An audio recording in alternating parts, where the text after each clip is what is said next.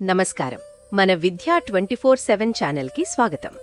6వ తరగతి నుంచి 10వ తరగతి వరకు పాఠ్యాంశాలన్నీ తెలుగులోనే స్పష్టంగా, సులభంగా అర్థమయ్యేలా వివరించడం మా ధ్యేయం. స్కూల్ పరీక్షలైనా, ఫైనల్ అసెస్మెంట్స్ అయినా, ఎస్ఎస్సి బోర్డు పరీక్షలైనా మీ విజయాలకి కావాల్సిన పూర్తి మార్గదర్శకత ఇక్కడే లభిస్తుంది. ఇక ఈరోజు పాఠంలోకి వెళ్ళిపోదాం. అందరికీ నమస్కారం. ఎప్పుడైనా ఆలోచించారా, ఒక ఆకారం లోపల ఎంత ఖాళీ స్థలం ఉందో ఎలా కొలుస్తారని? అంటే దాని ఏరియా అన్నమాట. ఈరోజు మనం సరిగ్గా దాని గురించే మాట్లాడుకోబోతున్నాం. జ్యామితి అంటే జామెట్రీలోకి ఒక చిన్న ప్రయాణం చేద్దాం. సమతల పటాల వైశాల్యం, ఏరియా ఆఫ్ ప్లేన్ ఫిగర్స్ గురించి వివరంగా తెలుసుకుందాం. చాలా సరదాగా ఉండబోతోంది. సరే, ఈ రోజు మన ప్రయాణం ఎలా ఉండబోతుందో ఒకసారి చూద్దాం. బేసిక్స్ నుంచి మొదలుపెట్టి ట్రపీజియం, క్వాడ్రిలాటరల్స్, సర్కిల్స్ ఇలా ఒక్కో ఆకారం గురించి తెలుసుకుంటాం. ఆ తర్వాత వాటిని నిజ జీవితంలో ఎలా వాడతామో కూడా చూద్దాం. ఇక ఆలస్యం చేయకుండా మొదలుపెట్టేద్దాం. రైట్. ముందుగా అసలు ఏరియా అంటే ఏమిటి, ఈ చాప్టర్ ద్వారా మనం ఏం నేర్చుకోబోతున్నాం, ఆ విషయాలు చూద్దాం. సరే, ఏరియా అంటే ఏమిటి? సింపుల్గా చెప్పాలంటే ఒక ఫ్లాట్ షేప్ అంటే సమతల పటం ఎంత జాగాను ఆక్రమిస్తుందో అదే ఏరియా. ఉదాహరణకి ఒక గదిలో కార్పెట్ వేయాలి అనుకోండి. ఎంత కార్పెట్ కావాలో ఎలా తెలుస్తుంది? ఆ గది ఏరియాను బట్టి. దీన్ని మనం స్క్వేర్ యూనిట్స్లో కొలుస్తాం. అంటే సెంటీమీటర్ స్క్వేర్, మీటర్ స్క్వేర్ ఇలా అన్నమాట. ఓకే, ఇప్పుడు మన మొదటి ఆకారం ట్రపీజియం గురించి తెలుసుకుందాం. దీనికి ఒక జత సమాంతర భుజాలు ఉంటాయి. పేరు కొంచెం కొత్తగా అనిపించినా దీని ఏరియా కనుక్కోవడం చాలా సులభం. చూద్దామా? ఇక్కడ చూడండి, ఇదే ట్రెపీజియం ఏరియా కనుగొనే formula. Area equals ½ into h into a+b. ఇక్కడ a అండ్ b అనేవి ఆ రెండు సమాంతర భుజాల పొడవులు. h అంటే వాటి మధ్య ఉన్న ఎత్తు, హైట్.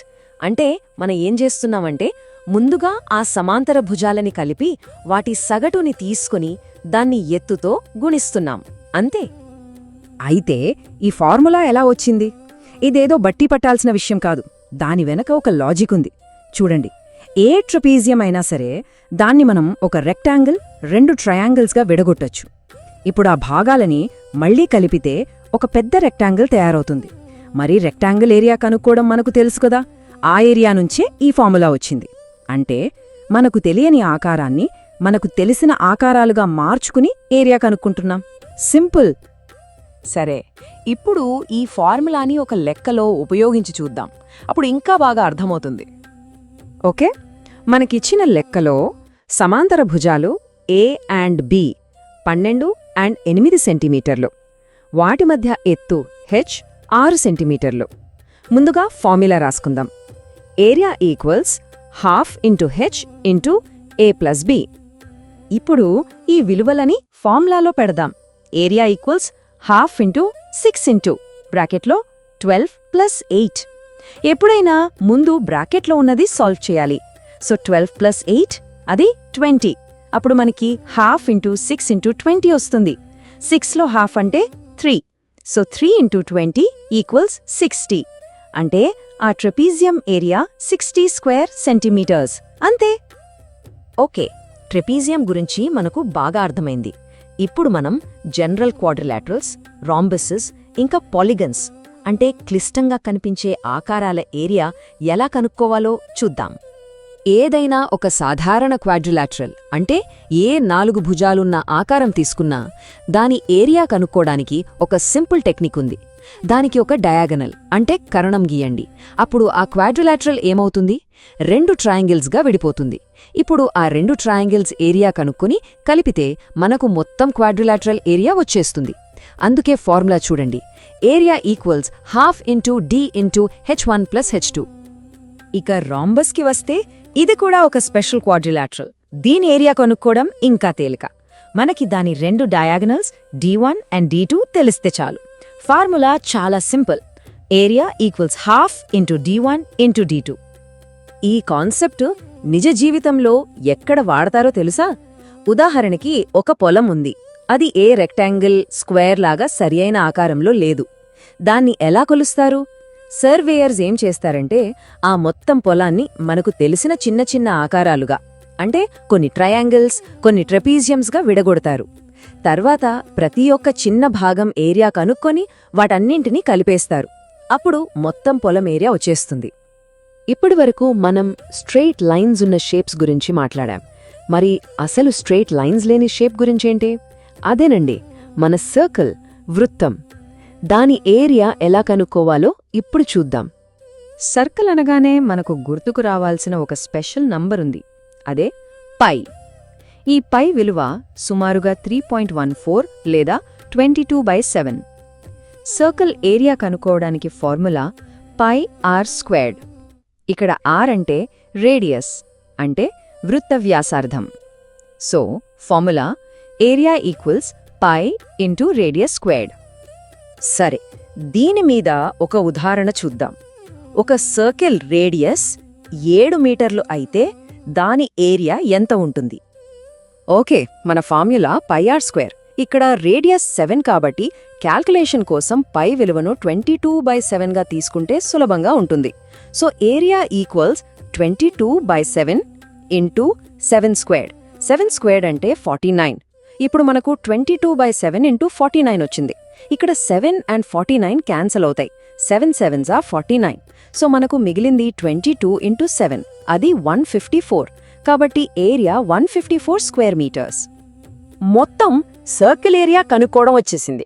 మరి సర్కిల్లోని కొన్ని భాగాల ఏరియా కావాలంటే, అంటే సర్క్యులర్ పాత్స్, సెక్టర్స్, వీటి సంగతి ఏంటి చూద్దాం. సర్క్యులర్ పాత్ లేదా రింగ్ అంటే ఒక పెద్ద సర్కిల్ లోపల ఇంకో చిన్న సర్కిల్ ఉన్నప్పుడు ఆ రెండింటి మధ్య ఉన్న జాగా ఏరియా. ఉదాహరణకి ఒక స్టేడియంలో రన్నింగ్ ట్రాక్ ఉంటుంది కదా, దాని ఏరియా ఎలా కనుక్కోవాలంటే పెద్ద సర్కిల్ ఏరియా నుంచి చిన్న సర్కిల్ ఏరియా తీసేయాలి. అందుకే formula pi into capital r squared minus small r squared. ఇప్పుడు ఆర్క్కి, సెక్టర్కి తేడా చూద్దాం. ఒక పిజ్జా స్లైస్ ఊహించుకోండి. దాని బయట ఉండే క్రస్ట్ భాగం ఉంది కదా, ఆ వంపు, అది ఆర్క్, అంటే అది సర్కంఫరెన్స్లో ఒక భాగం. అదే మొత్తం పిజ్జా స్లైస్ అది సెక్టర్, అంటే అది ఏరియాలో ఒక భాగం. సో ఆర్క్ అంటే లెంత్, సెక్టర్ అంటే ఏరియా. వాటి ఫార్ములాలు చూడండి, రెండు x/360తో మొదలవుతాయి. రైట్, ఇప్పటి వరకు మనం చాలా విషయాలు నేర్చుకున్నాం. ఒకసారి వాటన్నిటినీ గుర్తు చేసుకుని కొన్ని ప్రాక్టీస్ క్వశ్చన్స్ చేద్దాం. అప్పుడు మనకు ఈ కాన్సెప్ట్స్ మీద పూర్తి గ్రిప్ వస్తుంది. సరే, మొదటి ప్రశ్న. ఒక rhombus diagonals 10 centimetres and 16 centimetres. దాని ఏరియా ఎంత? ఫార్ములా గుర్తు తెచ్చుకుని ట్రై చేయండి. ఓకే, రెండో ప్రశ్న. ఒక సర్క్యులర్ రింగ్ ఉంది. దాని outer and inner radii 21 centimetres and 14 centimetres. అయితే ఆ రింగ్ ఏరియా ఎంత? ఇందాక మనం చెప్పుకున్న ఫార్ములా వాడండి. ఒకసారి మనం ఈ రోజు నేర్చుకున్న ముఖ్యమైన ఫార్ములాలన్నిటినీ చూద్దాం. Trapezium half into h into a plus b, general quadrilateral half into d into h1 plus h2, rhombus half into d1 into d2, circle pi r squared, circular path pi into capital R squared minus small r squared. ఇక area of a sector x/360 into pi r squared. ఈ ఫార్ములాలన్నీ గుర్తుంచుకుంటే చాలు. So చూశారు కదా, వివిధ రకాల ఆకారాల ఏరియాని ఎలా కనుక్కోవాలో మనం నేర్చుకున్నాం. జామెట్రీ అంటే కేవలం ఫార్ములాలు కాదు, మన చుట్టూ ఉన్న ప్రపంచాన్ని అర్థం చేసుకునే ఒక మార్గం. ఇప్పుడు మీ దగ్గర ఆ టూల్స్ ఉన్నాయి కాబట్టి ప్రాక్టీస్ చేస్తూ ఉండండి. కొత్త విషయాలు నేర్చుకోవడానికి ఎప్పుడూ ముందుండండి. ఈరోజు నాతో పాటు ఈ ప్రయాణంలో పాల్గొన్నందుకు ధన్యవాదాలు. ఈరోజు చూసిన పాఠం మీకు ఉపయోగపడిందని హృదయపూర్వకంగా ఆశిస్తున్నాను. ఇలాంటి మరిన్ని స్పష్టమైన, సహాయకరమైన, మార్కులు పెంచే పాఠాలు పొందాలంటే మన విద్యా 24/7 ఛానల్ను తప్పకుండా సబ్స్క్రైబ్ చేయండి. ఈ వీడియో నచ్చితే లైక్ చేయండి, మీ ఫ్రెండ్స్కి షేర్ చేయండి. మీ సందేహాలు, సూచనలు, తదుపరి నేర్చుకోవాలనుకున్న విషయాలు కింద కామెంట్స్లో రాయండి. మీ స్పందన మాకెంతో ముఖ్యం. మీ ఒక్క లైక్, ఒక్క షేర్, ఒక్క కామెంట్ కూడా ఈ చదువు వెలుగును మరింత మంది విద్యార్థులకు చేరుస్తుంది. మాతో ఉండండి. మీ నేర్చుకునే ప్రయాణాన్ని ప్రతిరోజు మరింత బలంగా, మరింత స్పష్టంగా, మరింత ప్రభావవంతంగా మార్చుకుందాం. ధన్యవాదాలు.